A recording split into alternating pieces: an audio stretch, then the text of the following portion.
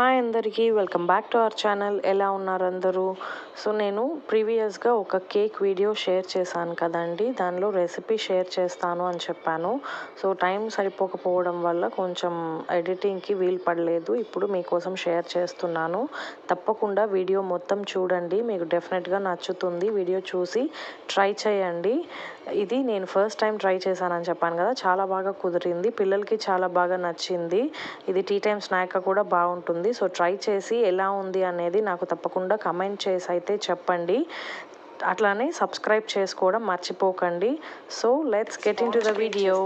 Vanilla ఎసెన్స్తో.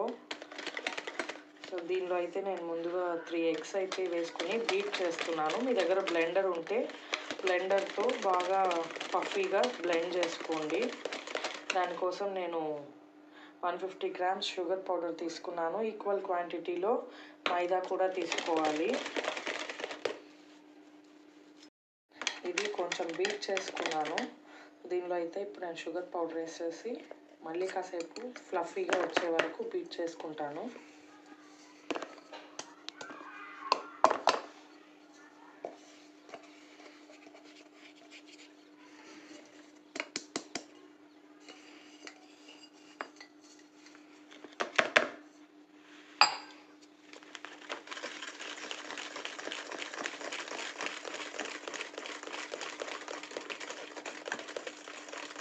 Beat చేసుకున్నానండి.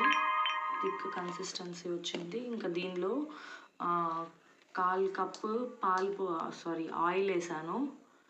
Any refined oil, vegetable oil ఏదైనా వేసుకోవచ్చు.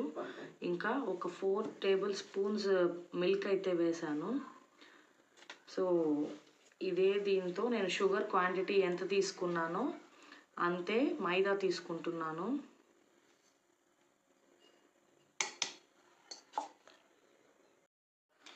ఇది 1 స్పూన్ బేకింగ్ పౌడర్ దీనిలోనే వేసేసుకుంటున్నాను.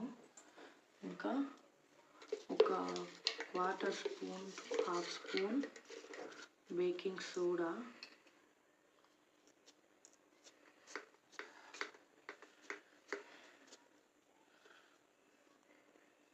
సో ఇంత బేకింగ్ సోడా వేసేసుకొని వీటినంతా వెల్లించుకునేద్దాం. ఇదంతా దీనిలో వేసి ఇది మొత్తం ఇలా మిక్స్ చేసుకోవాలి.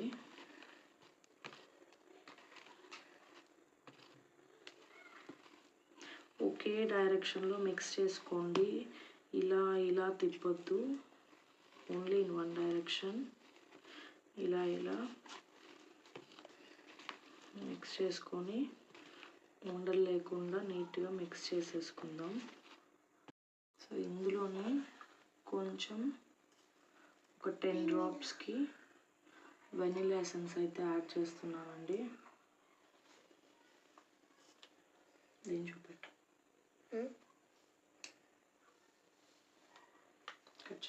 సో ఇలా వచ్చింది కన్సిస్టెన్సీ. మీ దగ్గర వెనిలా ఎసెన్స్ లేకుంటే కొంచెం యాలక్కలు దంచి మీకు పౌడర్ అయినా వేసుకోవచ్చు. ఫ్లేవర్ కోసం మాత్రమే, స్మెల్ కోసము. సో కన్సిస్టెన్సీ ఇలా వచ్చింది కదా, దీన్ని మనం ఇంకా ఫైనల్గా నేనైతే ప్రెషర్ కుక్కర్లో పెట్టేసుకుంటున్నానండి. నా దగ్గర బేకింగ్ ఇదేం లేదు. సో నేను ఈ కుక్కర్ని గ్రీస్ చేసి కొంచెం ఆయిల్తో గ్రీస్ చేస్తున్నాను. నెయ్యి అయినా ఆయిల్ అయినా యూస్ చేసి గ్రీస్ చేసుకోవచ్చు. సో నేను కొంచెం ఆయిల్ వేసి గ్రీస్ చేస్తున్నాను.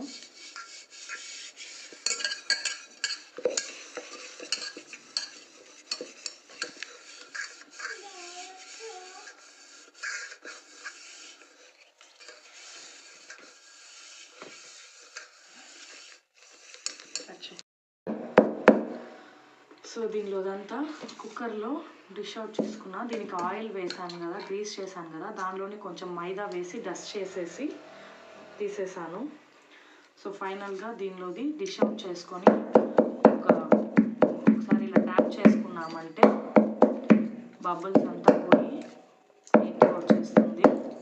సో దీన్ని నేను ఆల్రెడీ ప్రీహీట్ చేసి పెట్టుకున్నాను ఇంకొక గిన్నె, దానిలో తీసుకెళ్ళి పెట్టేస్తాను.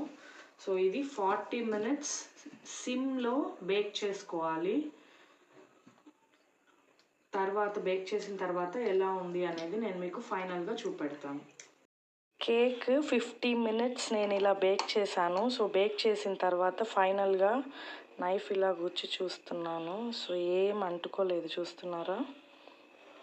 సో దీన్ని ఆఫ్ చేసేసి కొంచెం వేడి తగ్గిన తర్వాత దీన్ని అయితే డిష్ అవుట్ చేసి మీకు చూపెడతాను.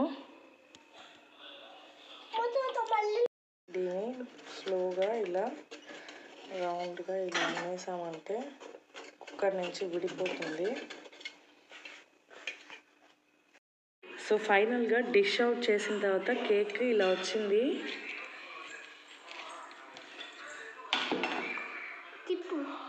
చూడండి ఫ్లఫీగా ఎంత సాఫ్ట్గా ఉందో.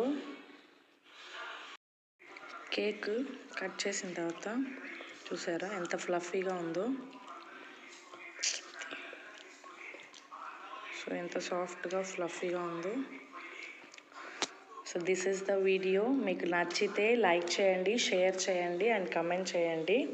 సో వీళ్ళ రియాక్షన్ అయితే అదిరింది అసలు. ఫస్ట్ అటెంప్ట్ ఇది. సో ఫస్ట్ అటెంప్టే చాలా బాగా కుదిరింది మాకు కేక్ అయితే. ఇంకా మీ దగ్గర టూటీ ఫ్రూటీ నట్స్ ఇవేవైనా ఉండి మిక్స్ చేసుకోవాలనుకుంటే మిక్స్ చేసుకోవచ్చు. నేను జస్ట్ ఇది ఫస్ట్ టైం ట్రయల్ కదా, ఎలా వస్తుంది అని అయితే ట్రై చేశాను. సో సూపర్గా వచ్చింది. సో మీరు ట్రై చేసి ఎలా ఉంది అనేది కమెంట్ సెక్షన్లో కమెంట్ చేయండి. వీడియో నచ్చితే లైక్ చేయండి, షేర్ చేయండి అండ్ ప్లీజ్ సబ్స్క్రైబ్ చేసుకొని సపోర్ట్ చేయండి. Thank you for watching. Bye.